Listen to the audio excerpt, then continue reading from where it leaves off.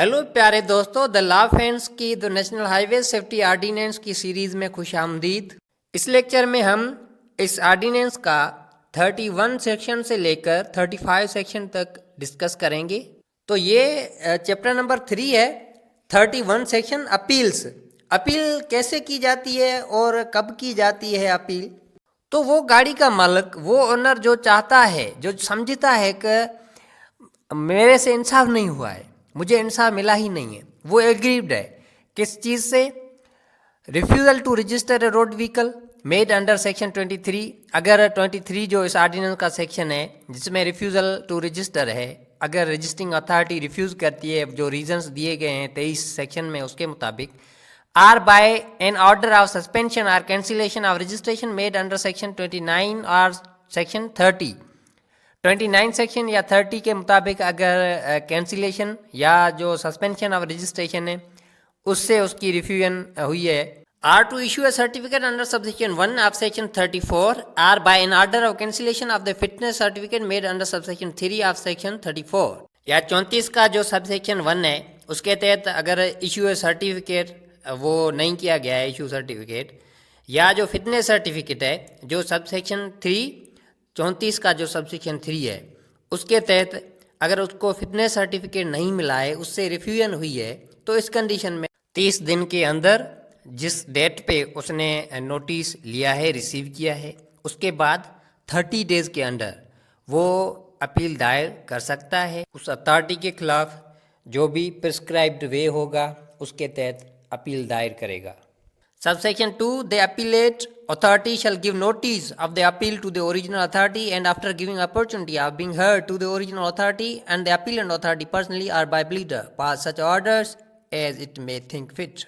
31 का जो सबसेक्शन 2 है उसके मुताबिक जो अपीलेट अथॉरिटी है जिसको अपील की जाती है, वो अथॉरिटी नोटिस जारी करेगी ओरिजिनल अथॉरिटी को और उसके बाद अपॉर्चुनिटी दी जाएगी दोनों साइड्स को अपने जो व्यूज़ हैं, अपने जो एविडेंस हैं वो पेश करें, हेयरिंग होगी। उसके बाद जो गाड़ी मालिक है वो तो खुद पेश होगा या एडवोकेट के थ्रू पेश होगा।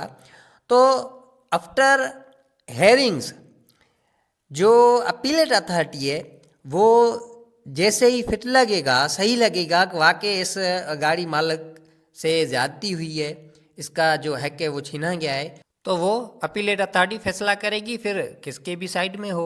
Section 32, special requirement for registration of transport vehicles. जो भी ट्रांसपोर्ट व्हीकल्स हैं उसके लिए स्पेशल रिक्वायरमेंट क्या है रजिस्ट्रेशन के वक्त?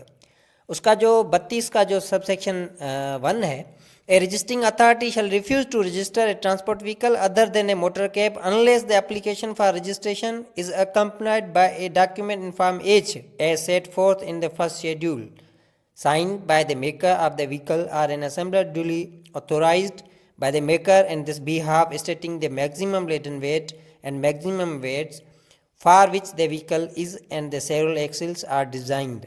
32 के सबसेक्शन 1 के तहत रजिस्टरिंग अथॉरिटी रिफ्यूज़ कर सकती है वो ट्रांसपोर्ट व्हीकल को जो मोटर कैब के सिवा जो भी ट्रांसपोर्ट व्हीकल है उसको रजिस्ट्रेशन से रिफ्यूज़ कर सकती है अगर गाड़ी मालिक के पास गाड़ी के साथ साथ ये फार्म एच जो फर्स्ट शेड्यूल में है वो अगर साइंड जो मेकर है, कंपनी है, या जो भी असेंबलर डुली अथोराइज्ड वो फार्म एच नहीं है, तो इस कंडीशन में वो रजिस्टरिंग अथॉरिटी रजिस्ट्रेशन से रिफ्यूज़ कर सकती है। ये देखें, ये फार्म एच है, ये ऊपर लिखा हुआ है सी सेक्शन 32 सब सेक्शन 1, उसके मुताबिक है document to be furnished by the maker or authorised assembler in the case of transport vehicle other than motor car. तो स्पेशली जो मोटर कार्स के अलावा जो भी ट्रांसपोर्ट व्हीकल हैं उसके लिए ये फार्म एच ज़रूरी है। ये देखें व्हीकल मेकर की तरफ से इसमें ये सारा कुछ डिटेल है, इंजन नंबर है, उसके बाद जो व्हील बेस ऑफ ये कितने उसमें एक्सेल्स वगैरह, minimum laden weight, maximum weight, front axle, maximum weight for rear axle, उसके बाद टायर्स के बारे में, front wheel, rear wheel, other wheel, उसके बाद date, signature of authorised assembler maker, उसकी जो है साइन है, उसकी तरफ से ये सर्टिफिकेट दिया जाता है जो है फार्म एच और शेड्यूल फर्स्ट में, जो सब सेक्शन 1 और सेक्शन 32। उसके बाद जो सबसेक्शन 2 है जिसमें जो ट्रांसपोर्ट व्हीकल है या चेसिस है, ये चेसिस देखें, ये स्केलेटन उसकी बॉडी जो गाड़ी की वो है। तो इस कंडीशन में उस पर जो मेकर है, जो कंपनी है, जो ट्रांसपोर्ट व्हीकल मेकर है, उसका जो है स्टैंप होना चाहिए जिससे पता चले उस पर जो मेटल प्लेट है या जो मेटल प्लेट पे और स्टैंप होना चाहिए जिससे पता चले कि ये जो मेकर है किसने बनाई है, ये गाड़ी मैन्युफैक्चर्ड कहाँ से हुई है।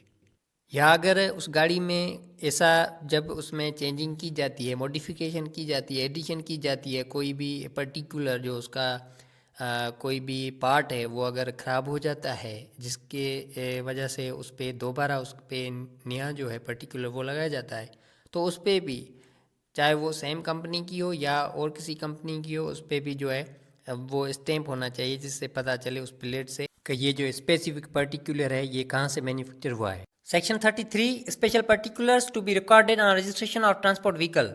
ट्रांसपोर्ट व्हीकल की रजिस्ट्रेशन के वक्त जो स्पेशल पर्टिकुलर्स हैं, उसके जो खास पार्ट्स हैं, उसकी भी रजिस्ट्रेशन सर्टिफिकेट में उसकी भी रिकॉर्डिंग करनी है, उसके भी जो रजिस्ट्रेशन करनी है रजिस्ट्रेशन सर्टिफिकेट में कि इसके ये जो स्पेशल पर्टिकुलर्स हैं, जिसमें कौन से आ जाते हैं। ए पे the unladen weight of the vehicle, unladen weight जो है कितना होना चाहिए। तो अनलेडन वेट अगर आपको पता है तो ठीक है, अगर नहीं इसके बारे में पता तो जो सीरीज़ है ये कंप्लीट जो फर्स्ट जो 2 सेक्शन है उसमें जो डेफिनेशंस हैं उसमें ये अनलेडन वेट है, वो वीडियोस आप देख सकते हैं।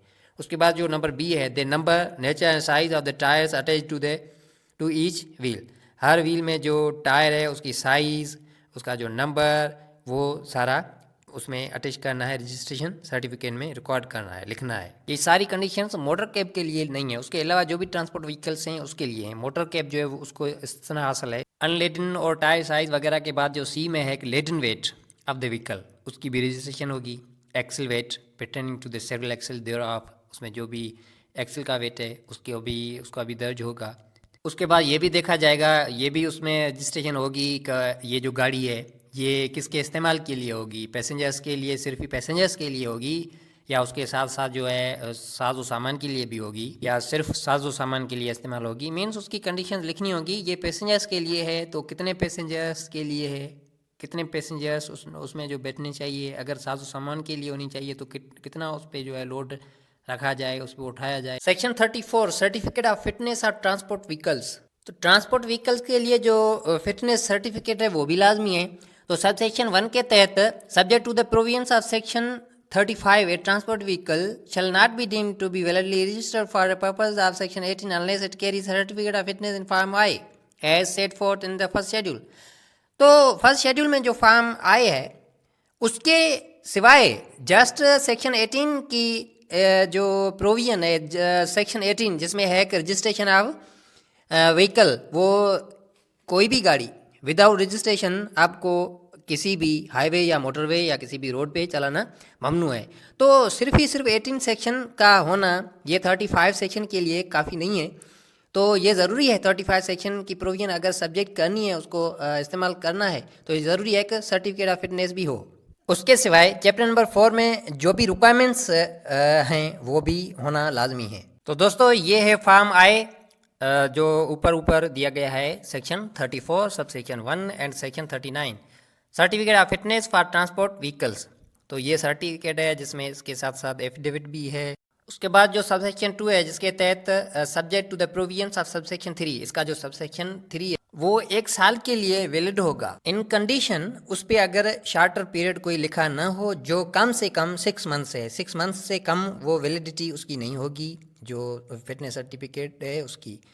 तो अगर नहीं लिखा हुआ शार्टर पीरियड तो 1 साल के लिए वो वैलिड होगा, अगर लिखा है तो उस टाइम के लिए ही होगा, लेकिन वो कम से कम 6 मंथ से ही लिखा होगा। सब सेक्शन 3 के मुताबिक जो भी रजिस्टरिंग अथॉरिटी है या प्रिस्क्राइब्ड अथॉरिटी है वो किसी भी रीज़न को सामने रखकर राइटिंग में वो फिटनेस सर्टिफिकेट जो है उसको कैंसिल कर सकती है अगर इस ऑर्डिनेंस के मुताबिक वो जो रिक्वायरमेंट्स हैं फिटनेस सर्टिफिकेट के लिए वो अगर कंप्लीट नहीं है, उस पर अगर वो गाड़ी पूरा नहीं उतरती तो उसको बुनियाद बनाकर वो प्रिस्क्राइब्ड अथॉरिटी उस फिटनेस सर्टिफिकेट को कैंसिल कर सकती है। जब तक के लिए फिटनेस सर्टिफिकेट कैंसिल होगा तब तक के लिए उस गाड़ी की जो है रजिस्ट्रेशन सर्टिफिकेट और उसके अलावा जो भी ग्रांटेड परमिट्स हैं, लेट सपोज रूट परमिट है, तो इस हवाले से जो भी चीज़ें हैं वो भी सस्पेंड ही रहेंगी जब तक उसको जो है न्यू फिटनेस सर्टिफिकेट जारी ना किया जाए, तब तक के लिए वो सस्पेंड रहेंगी। दोस्तों ये सब सेक्शन 4 तमाम अहम है इस हवाले से, जो फिटनेस ट्रांसपोर्ट व्हीकल का फिटनेस सर्टिफिकेट है इस हवाले से, the certificate of fitness shall automatically become invalid. ये फिटनेस सर्टिफिकेट खुद ब खुद जो है वो इनवैलिड हो जाएगा। किस कंडीशन में? If the vehicle is involve in an accident resulting in loss of property, damage exceeding 5,000 rupees or personal injuries of requiring hospitalisation और डेथ। इस कंडीशन में अगर व्हीकल किसी एक्सीडेंट का सबब बन जाती है और उसका जो प्रॉपर्टी का जो नुकसान होता है वो 5,000 से ज़्यादा है, या किसी बंदे को जो इंजरी हुई है या उसकी डेथ हो गई है या उसकी इंजरी इतनी हुई है जो वो हॉस्पिटल जाके पहुंचा है, तो इस कंडीशन में गाड़ी का फिटनेस सर्टिफिकेट रद्द किया जाएगा। दोस्तों इस लेक्चर से आपने कुछ ना कुछ सीखा है तो इस वीडियो को लाइक करें, चैनल को अभी तक अगर सब्सक्राइब नहीं किया है तो सब्सक्राइब करें। मिलते हैं कमिंग लेक्चर में, तब तक के लिए अल्लाह हाफिज़।